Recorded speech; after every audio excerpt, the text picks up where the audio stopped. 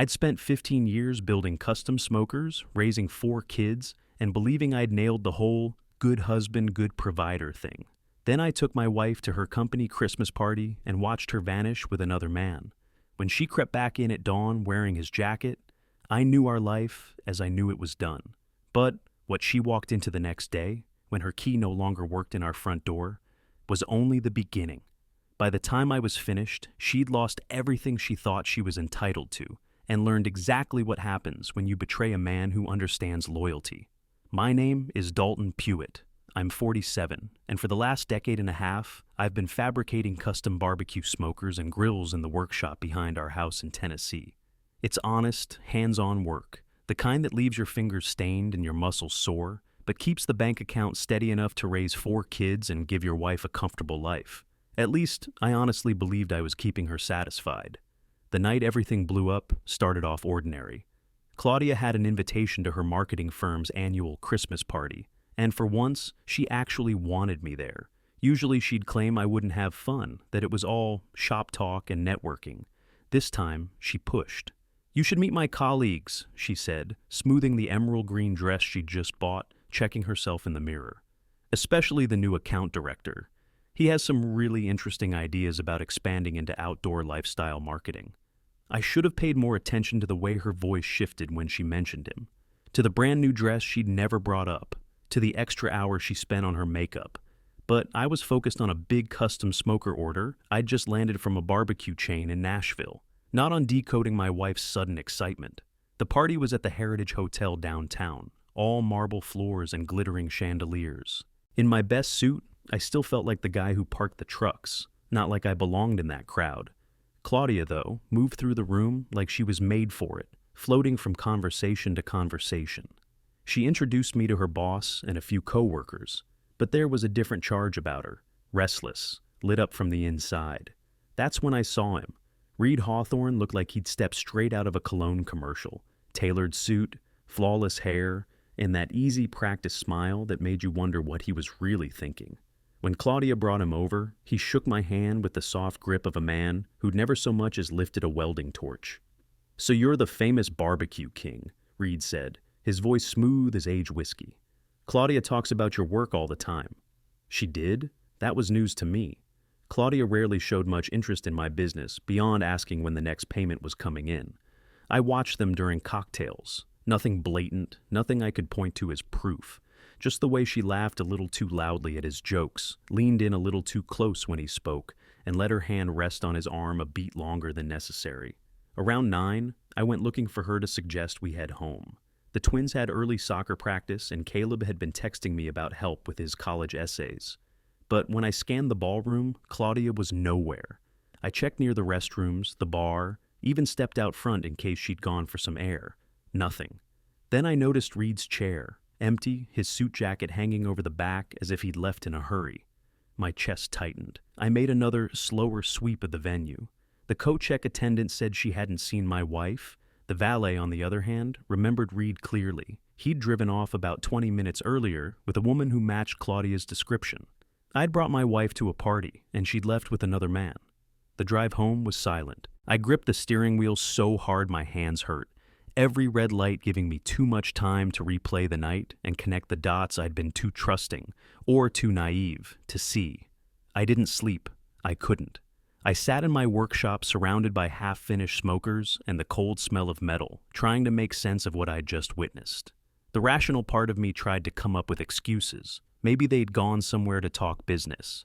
Maybe she'd felt sick and he'd offered a ride. Maybe I was overreacting, but my gut knew better. Around 4 in the morning, I heard a car in the driveway. Headlights swept across the yard and went dark. A few minutes later, the front door eased shut, soft as a whisper. Claudia was sneaking in like a teenager breaking curfew.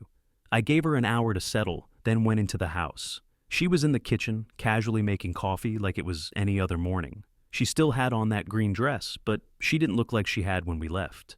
Her hair was mussed, her makeup smeared, and she was wrapped in a man's jacket I'd never seen before. "Where did you go?" I asked, keeping my tone even. Claudia didn't look up from the coffee maker. "Reed offered to show me some examples from his previous campaigns," she said, voice calm as a Sunday.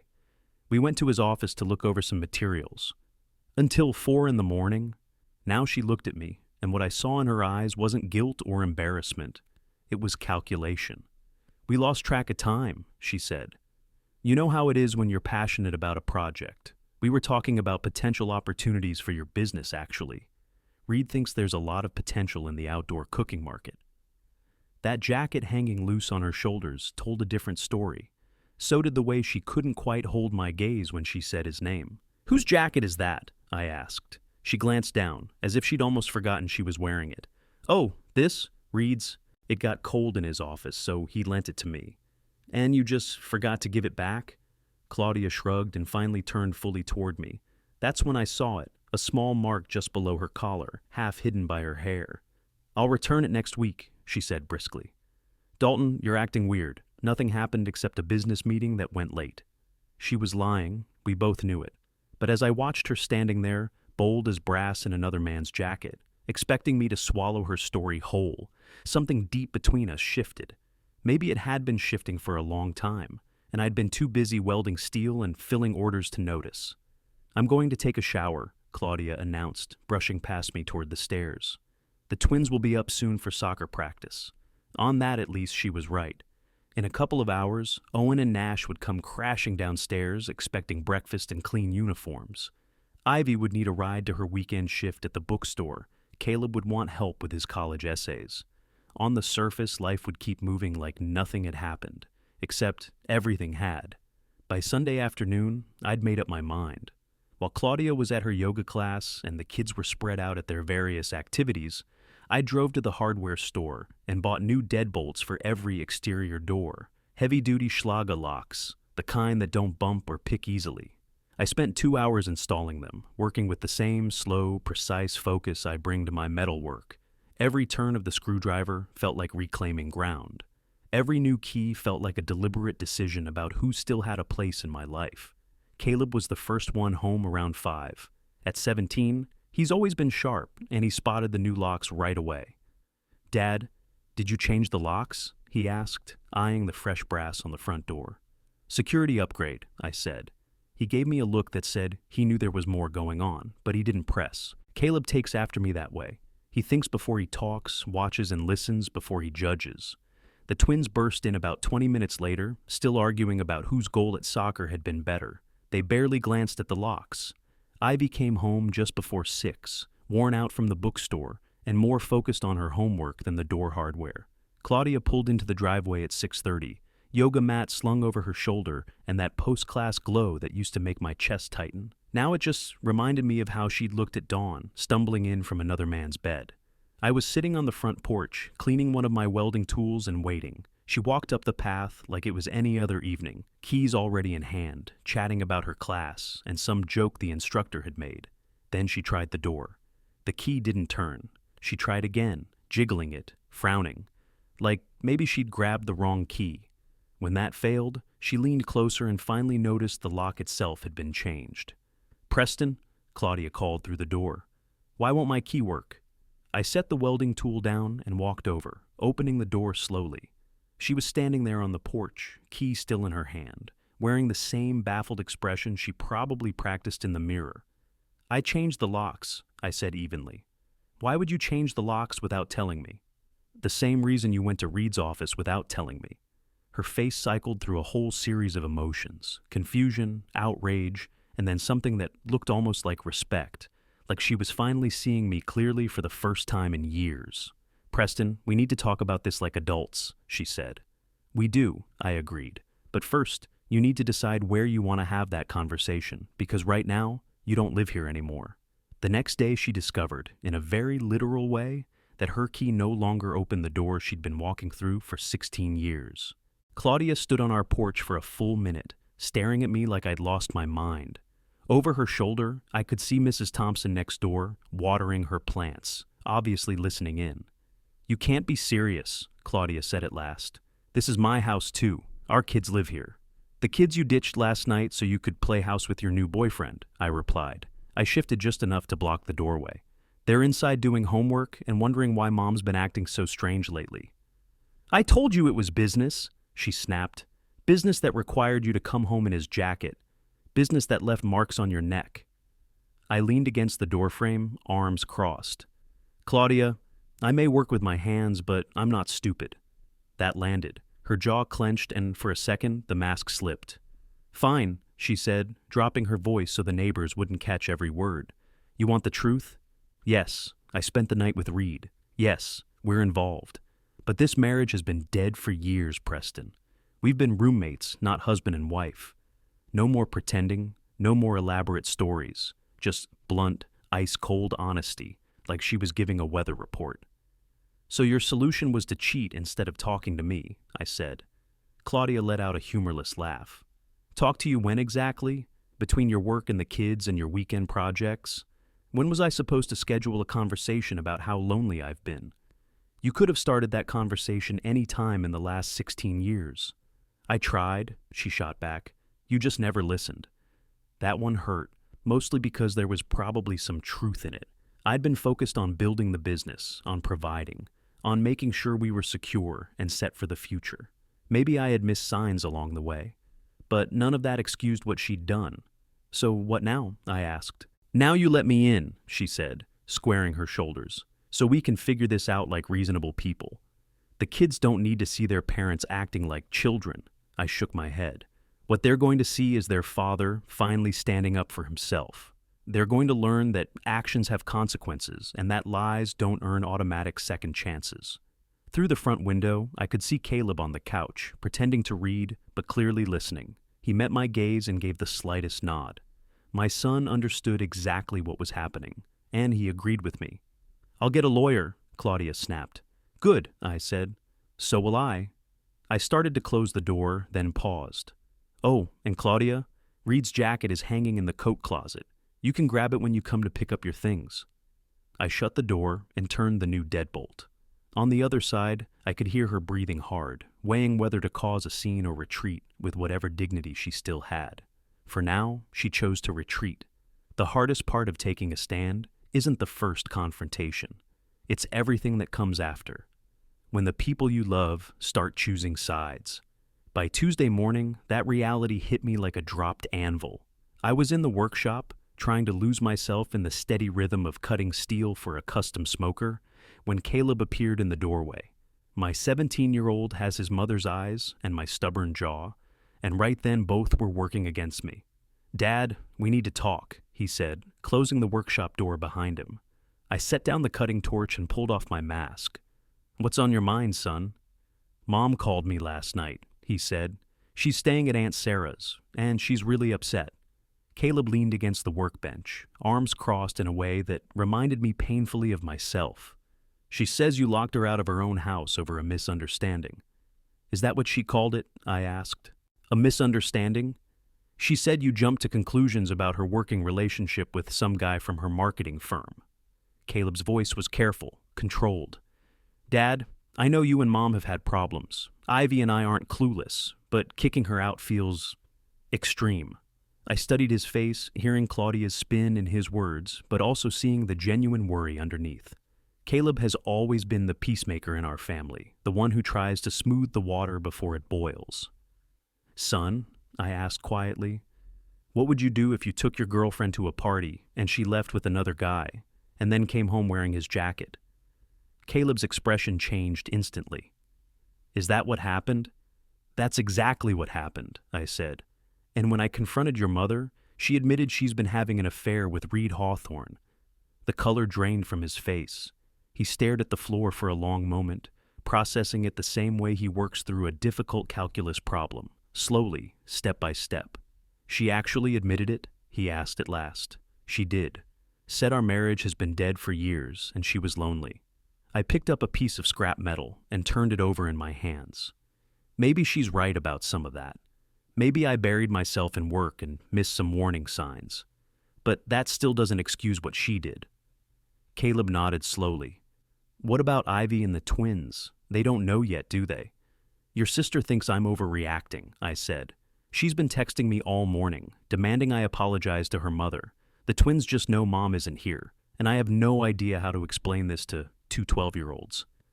Dad, there's something else you should know. Caleb hesitated, then forced himself to continue. I saw Mom with that guy about 2 weeks ago at the coffee shop downtown. They were sitting really close, holding hands across the table. I thought about telling you, but I figured maybe they were just friends or coworkers or something. That admission hit harder than I expected. My son had been carrying that around, trying to shield me from a truth I needed to face. I'm sorry I didn't say anything sooner, Caleb went on. I keep thinking if I'd spoken up, you could have confronted Mom before it got this far. This isn't on you, son. Not even a little. I put a hand on his shoulder. You were trying to protect your family. That's what good men do. 3 days after Claudia left, a courier showed up with an envelope that made my stomach drop. Inside was a letter from Patterson, Williams and Associates demanding immediate mediation over marital property and temporary spousal support while the divorce moved forward. Claudia wasn't wasting any time. She wanted half of everything I'd built, including the workshop and the custom smoker business I'd spent 15 years growing. What really burned me, though, was the claim that she deserved ongoing financial support because she'd supposedly sacrificed her own career advancement to support my entrepreneurial dreams. That was rich. In reality, Claudia had worked part-time at the marketing firm for maybe 18 months total over the last 6 years, and she'd invested more effort into planning girls' trips than marketing campaigns. Meanwhile, I'd been putting in 60-hour weeks to keep us afloat. I called my lawyer, Jim Ellis, a no-nonsense former Marine who'd handled things when I incorporated the business. Jim listened to everything without interrupting, then gave me the blunt rundown I needed. Preston, adultery doesn't carry the weight it used to in Tennessee divorce law, he said over the phone. But it's not meaningless either. The fact that she admitted the affair helps us. The bigger fights will be over the business and the house. She didn't put a penny into that down payment, and she's never had any role in operations. Doesn't matter, he continued. 24 years of marriage creates certain presumptions about marital property. But we can push back, especially if we can show she's been planning this for a while and maybe hiding assets or income. That made me sit up straight. What do you mean hiding assets? I asked. I'm going to recommend we bring in a forensic accountant to go over your family finances for the last 2 years, Jim said. If Claudia's been moving money around or making large unexplained purchases, we need to know. The forensic accountant, a sharp-eyed woman named Rebecca Chun, found exactly what Jim suspected she would. Over the last 8 months, Claudia had been quietly siphoning small amounts from our joint savings into a personal account I hadn't even known existed. Each transfer was modest on its own, but together they added up to nearly $12,000. The credit card records were worse. Designer clothes, pricey dinners at restaurants I'd never set foot in, and a company retreat weekend in Asheville that turned out to be something else entirely. The receipts told the real story: romantic dinners for two, couple spa treatments, a boutique hotel that marketed itself as a getaway for lovers. She's been funding her affair with marital assets, Rebecca explained during our meeting. This spending shows a clear pattern of deception and financial misconduct. But the real bombshell came from Caleb. My son had been running his own quiet investigation, using his computer skills to dig through social media and public records. Dad, you need to see this, he said, turning his laptop toward me. Reed Hawthorne isn't just some random marketing exec. He's been married twice already. Both marriages ended in divorce, and both ex-wives accused him of adultery in their court filings. The pattern snapped into place. Reed wasn't just a cheater. He was a predator who seemed to specialize in married women, probably getting his kicks from blowing up families. And Claudia had walked straight into it, dragging our 24-year marriage down with her. The custody hearing was set for a Thursday morning in late January. I'd been dreading it for weeks, knowing Claudia's attorney would try to paint me as some unstable, controlling husband who'd cruelly locked his poor wife out of her home. What I didn't expect was the nuclear option she decided to use. Mr. Pewitt, Judge Harrison began, shuffling papers on his desk. I'm looking at some serious allegations here. Your wife's attorney claims you've displayed threatening behavior and that she fears for her safety and the safety of the children. Jim shot me a quick warning look before standing. Your Honor, these allegations are completely fabricated, he said. My client has no history of violence or threats. In fact, we have evidence that Mrs. Pewitt has been systematically deceiving her husband and misusing marital funds to support an extramarital affair. Claudia's lawyer, a polished woman named Victoria Walsh, was on her feet instantly. Your Honor, Mr. Ellis's so-called evidence is irrelevant to the immediate safety concerns, she said. My client has documented instances of her husband's increasingly erratic and controlling behavior, including changing the locks on their family home without notice and denying her access to her personal belongings. I glanced over at Claudia. She sat at the other table in a conservative gray suit that probably cost more than most people's mortgage payment, playing the part of the frightened, fragile wife. She had tissues ready, eyes cast down, occasionally looking up at the judge at just the right moment to maximize sympathy. "Mr. Ellis," Judge Harrison said, "what evidence do you have regarding the alleged financial improprieties?" Jim rose again and handed a thick folder to the clerk. "Your Honor, our forensic accountant has documented a clear pattern of deceptive financial behavior over the last 8 months. Mrs. Pewitt secretly transferred over $12,000 from joint marital accounts into a personal account, then used those funds, along with marital credit cards, to finance romantic trips and expensive gifts for her paramour, Mr. Reed Hawthorne." "Objection, Your Honor," Walsh cut in. "Mr. Ellis is mischaracterizing legitimate business expenses." "Legitimate business expenses," Jim repeated, his tone carrying all the disbelief of a man who'd seen too many cheating spouses in 20 years of practice. "Your Honor, these charges include couple spa packages, romantic dinners at restaurants known for their intimate atmosphere, and a weekend at a boutique hotel that specializes in romantic retreats. Unless Mrs. Pewitt's marketing firm has adopted some very unconventional client entertainment policies, these are clearly personal expenses tied to her affair." Judge Harrison studied the documents for several long minutes while the courtroom sat in silence. Finally, he looked up and fixed his gaze on Claudia. "Mrs. Pewitt, did you engage in an extramarital relationship with Mr. Reed Hawthorne?" For a second, her mask slipped. She glanced at her attorney, who gave the slightest nod. "Your Honor," Claudia began, "my relationship with Mr. Hawthorne developed after my marriage had already broken down, due to my husband's emotional neglect and controlling behavior. Preston created an environment where I felt isolated and unappreciated. Reed gave me the emotional support and understanding I'd been missing for years." "That does not answer my question, Mrs. Pewitt," the judge said calmly.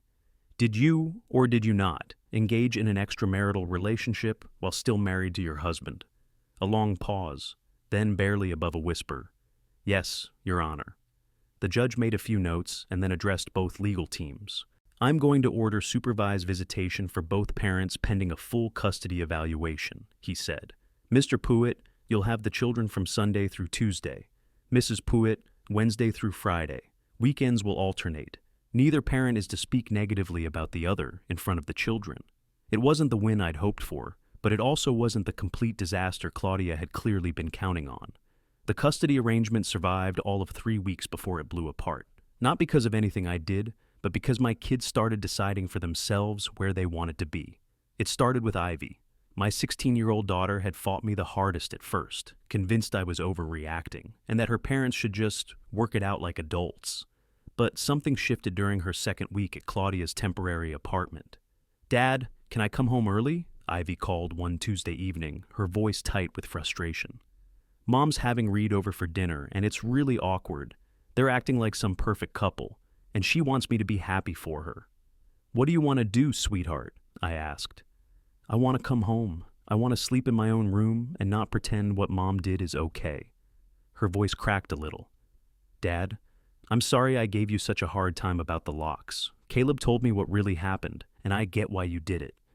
An hour later, Ivy was back in our house, helping the twins with their homework while I wrapped up paperwork for a commercial smoker order. Having her under that roof again felt like a missing piece of my life snapping back into place. The twins were next. Owen and Nash had been bewildered by everything, struggling to understand why they had to bounce between 2 homes and why their parents couldn't just fix things. But 12-year-olds aren't fools. They'd started to notice patterns.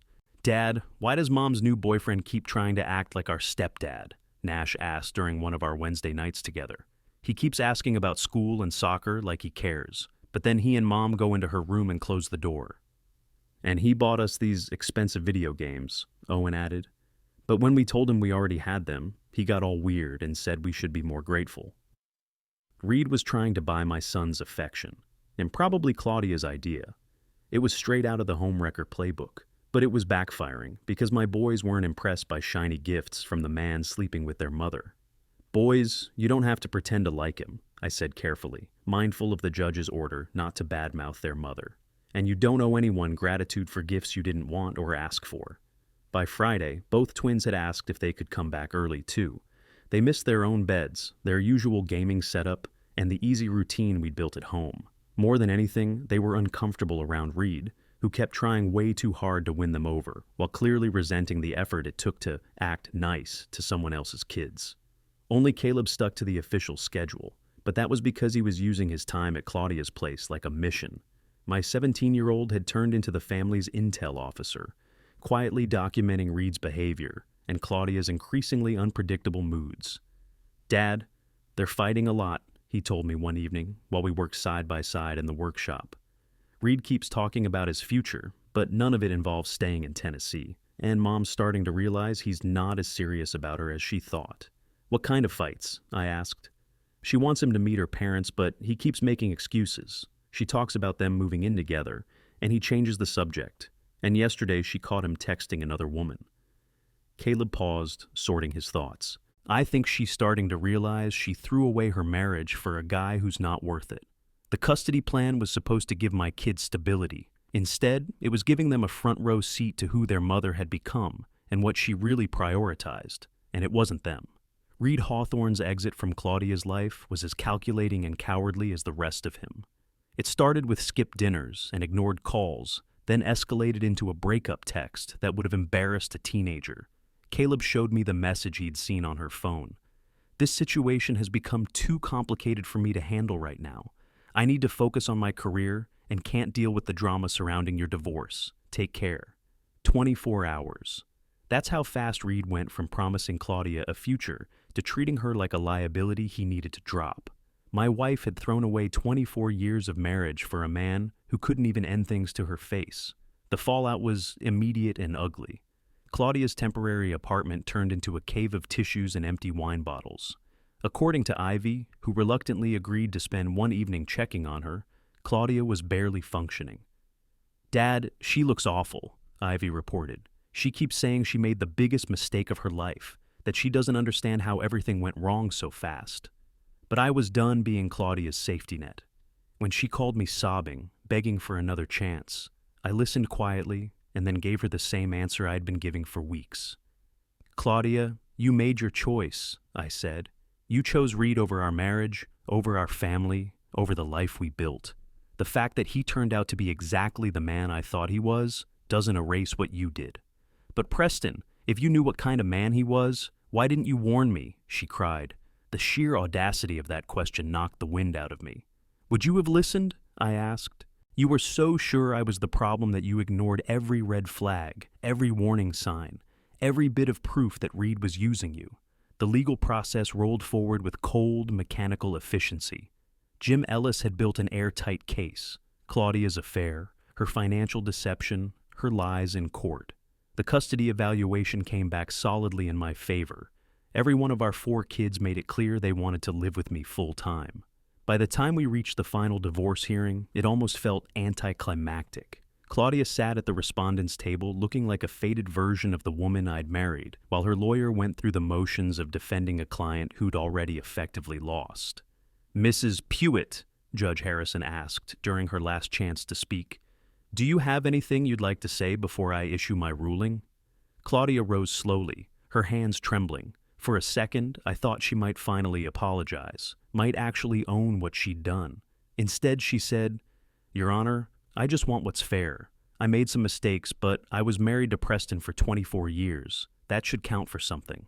Even now, even after everything, she couldn't truly accept responsibility. In her mind, she was still the victim, still owed compensation for her suffering. Judge Harrison awarded me full custody of all 4 children, the house, and the business. Claudia got a modest cash payout and limited supervised visitation. No alimony, no stake in the workshop or equipment, no ongoing financial support. Justice served cold. Exactly how I like it. 6 months after the divorce was finalized, life had settled into a new rhythm that felt surprisingly normal. The kids were thriving. My business was growing. The house felt like a home again, instead of a war zone. Caleb had earned a full scholarship to Tennessee Tech to study mechanical engineering. Ivy was doing great in her junior year and had started helping with the administrative side of the smoker business. The twins had joined the middle school wrestling team and were finally pouring their energy into something positive. Most importantly, my children had learned something real about integrity, consequences, and standing up for yourself. They'd seen their father refuse to be disrespected, and their mother face the fallout of her own choices. Claudia had moved to Nashville and taken a job at a smaller marketing firm for a fraction of her previous pay. Every now and then, she sent a text saying she missed the kids, but she made little real effort to be involved in their lives. The supervised visits had dwindled into short monthly phone calls that grew more strained and infrequent. As for Reed Hawthorne, he vanished completely, apparently took a job in Atlanta and didn't leave much of a trail. From what I heard through acquaintances, he'd already started his old pattern with a new target, a divorced executive who believed she'd finally met her soulmate. Ironically, the divorce brought my business more attention than any marketing campaign ever had. The word of mouth about my custom smokers took off. A few restaurants and barbecue chains put in big orders, and I hired 2 part-time employees just to keep up. "Dad, you seem different," Ivy said one evening while we worked on invoices in the workshop. "Happier. Maybe more relaxed." She was right. For the first time in a long time, I felt like I was living my life instead of trying to manage someone else's chaos. I woke up knowing I could trust everyone under my roof, knowing my priorities and my actions finally matched. "Sometimes losing the wrong person makes everything else clearer," I told her. The house renovations were nearly done. I'd redone the master bedroom, updated the kitchen, and built a screened porch where the kids and I spent evenings talking, laughing, and just being together. With every project, another trace of the woman who tried to destroy our family disappeared. Dr. Vera Blackwood, who turned out to be a real friend, not just Claudia's convenient therapist, helped me make sense of the psychology behind it all. Claudia hadn't just cheated, she'd rewritten the history of our marriage in her mind to justify it. "Some people can't accept responsibility for their decisions," Dr. Blackwood explained. "They need to believe they're the victim, even when they're clearly the one doing the damage. It's easier than facing who they really are." Looking back, I could see the signs I'd missed, the slow breakdown of respect, the growing distance in our conversations, the quiet contempt. All of it had made Claudia an easy target for someone like Reed. But I'd also learned something crucial. You can't save a person who doesn't want to be saved, and you can't love someone enough to compensate for their lack of integrity. My kids had their mother's number. If they wanted a relationship with Claudia down the line, that would be their decision as adults. But they also understood something deeper now. Family isn't just about blood. It's about the people who show up, keep their word, and put the family's well-being above their own selfish impulses. That evening, after locking up the workshop, I walked toward the house and heard laughter pouring out of the windows. My kids were home, safe, settled, and certain their father would always fight for them. It wasn't the life I thought I'd have 25 years ago. It was better than the lie I'd been living, and that was enough.